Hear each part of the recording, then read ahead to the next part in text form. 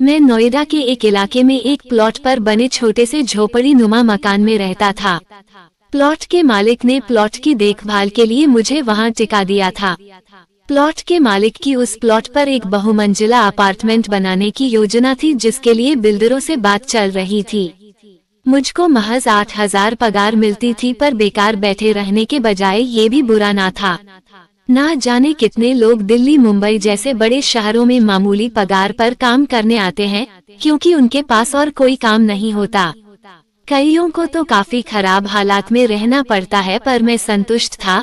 रहने को झोपड़ी थी ही, वही कुछ कच्चा पक्का बनाकर खा लेता था। बिजली पानी की सुविधा 24 घंटे थी, जिसका बिल मालिक अदा करता था। कुल मिलाकर मेरी जिंदगी की गाड़ी ठीक ठाक चल रही थी। एक दिन सीमा नाम की लड़की से मेरा परिचय हुआ। धीरे धीरे हम दोनों एक दूसरे से मिलने लगे। सीमा से परिचय होने के बाद तो जिंदगी में कोई कमी ही नहीं रह गई थी। बीच बीच में सीमा मेरे पास आती थी और मेरी रातों को गुलजार कर जाया करती थी। मैं अपनी जिंदगी से काफी संतुष्ट था, खासकर सीमा के आने के बाद से।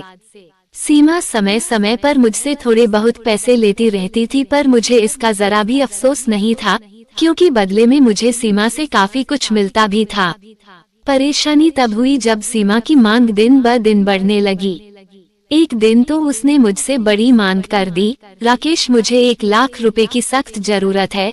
यह उसने मेरे बालों में प्यार से हाथ फेरते हुए कहा। क्या 1 लाख रुपए? तुम पागल तो नहीं हो गई हो क्या सीमा? मैंने चौंक कर उठते हुए कहा। क्या तुम मेरे लिए इतना भी नहीं कर सकते? पहली बार तुम मुझे मना कर रहे हो। क्या इतना ही प्यार है तुम्हारे दिल में मेरे लिए, या फिर मुझसे मन भर गया है? सीमा ने प्यार से कहा। देखो, जो रकम मेरे बस में है वो मैं तुम्हें दे सकता हूँ, पर 1 लाख इतने रुपए तो मेरी साल भर की पगार के बराबर हैं। मैंने उसे समझाने की कोशिश की। 10 साल की पगार के बराबर तो नहीं है ना? एकाएक सीमा का रुख बदल गया। अगर मैं पुलिस में शिकायत कर दूं तो 10 साल के लिए हवालात में चले जाओगे। सीसीटीवी कैमरे में सबूत है कि तुम मुझे अपने साथ लाते रहे हो। यहाँ की हर गली नुक्कड़ में सीसीटीवी कैमरे लगे हुए हैं। मेरे कपड़ों पर तुम्हारी करतूत के सबूत भी हैं। वैसे भी आजकल मीटू के चलते बड़े बड़ों की हालत खराब है, फिर तुम्हारी क्या विसात है? यह क्या कह रही हो सीमा? मैंने तो कभी तुम्हारे साथ जबरदस्ती नहीं की। तुम पैसे के बदले मेरे पास आती रही हो। मैंने दलील दी। देखो, 1 लाख रुपए तो मुझे हर हाल में चाहिए ही चाहिए। तुम कैसे इंतजाम करोगे ये तुम जानो। 1 हफ्ते का समय है तुम्हारे पास, कहते हुए सीमा चली गई और मैं हैरान सा उसे जाते हुए देखता रहा। इसके बाद से मैं काफी चिंतित रहने लगा था। मेरी कुल पगार 8,000 महीने थी, जिसमें से 3-4 हजार रुपये तो मैं सीमा पर ही लुटा देता था।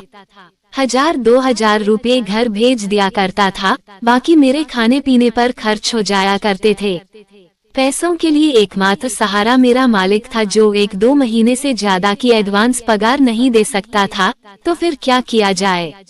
अगर सीमा ने पुलिस में शिकायत कर दी तो मुझे लेने के देने पड़ जाएंगे। 1 साल पहले ही मैं नोएडा आया था। कोई ऐसा जानकार भी नहीं था जिससे मुझे पैसों की मदद मिल सके। सोच विचार के बाद मेरे दिमाग में एक ही उपाय आया, सीमा को रास्ते से हटाने का, उसकी हत्या कर देना। पर लाश को कहां और कैसे ठिकाने लगाऊंगा, ये बहुत बड़ी समस्या थी। काफी सोच विचार के बाद मैंने लाश को प्लॉट के एक कोने में फेंककर खुद पुलिस को सूचित करने की योजना सोची। मैं खुद शिकायत करूंगा तो पुलिस को शक भी नहीं होगा। फिर अगली बार जब सीमा मुझसे मिलने आई तो मैंने उसका दिल खोलकर स्वागत किया। जैसे तैसे मैंने रुपयों का इंतजाम किया है। आगे से इतनी बड़ी रकम मत मांगना, मैं गरीब आदमी कहां से इतनी बड़ी रकम लाऊंगा, मैंने सीमा को बाहों में भरते हुए कहा। सीमा को इस बात से मतलब नहीं था कि मैंने रुपयों का इंतजाम कहां से किया है। मन ही मन उसने सोचा, रुपए तो मैं तुमसे हमेशा मांगूंगी, आखिर मजबूरी में तुम्हें अपना जिस्म देती हूँ तो उसका भुगतान तो देना ही होगा। सीमा बोली, अगर जरूरत नहीं होती तो तुम्हें क्यों तकलीफ देती। फिर हम दोनों एक दूसरे के आगोश में समा गए। मैं सोच रहा था कि मैं आखिरी बार सीमा के जिस्म को भोग रहा हूँ, इसके बाद तो इसे खत्म कर देना है। इसलिए मैं जमकर उसके बदन का मजा ले रहा था। सीमा सोच रही थी कि आज 1 लाख रुपए लेने के बाद फिर कब उससे रकम मांगनी है। मौका पाकर मैंने सीमा का गला दबा दिया, फिर लाश को एक कोने में जाकर फेंक दिया। मुझको अपने प्लान पर पूरा भरोसा था, इसलिए मैं आराम से सो गया। अगले दिन सुबह मैंने पुलिस कंट्रोल रूम को फोन कर जानकारी दी कि एक औरत की लाश प्लाट के एक कोने में पड़ी हुई है।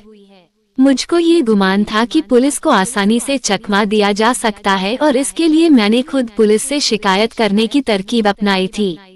शिकायत करने वाले पर पुलिस भला क्यों शक करेगी, मैंने यही सोचा था। पुलिस ने आकर सबसे पहले सीमा को अस्पताल पहुंचाया, जहां उसे मृत घोषित कर दिया।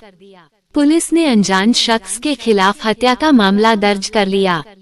मैं बहुत खुश हुआ, मुझे अपनी योजना कामयाब होती दिखाई दी, पर मुझे पता नहीं था कि पुलिस शक के आधार पर मुझसे पूछताछ शुरू कर देगी। विरोधाभासी बयानों के चलते मैं पकड़ में आ गया और फिर मामला सुलझ गया। मैं ज्यादा देर तक पुलिस के सामने टिक नहीं पाया और मैंने अपना जुर्म कबूल कर लिया। इस तरह सीमा के लालच ने उसकी जिंदगी खत्म करवा दी और जिस्मानी आकर्षण ने मेरी जिंदगी बर्बाद कर दी। अब मुझको सारी जिंदगी जेल में गुजारनी थी। मैं अपने किए पर बहुत पछता रहा था। तो दोस्तों, अगर आपको ये कहानी पसंद आई हो तो कमेंट कर जरूर बताइए।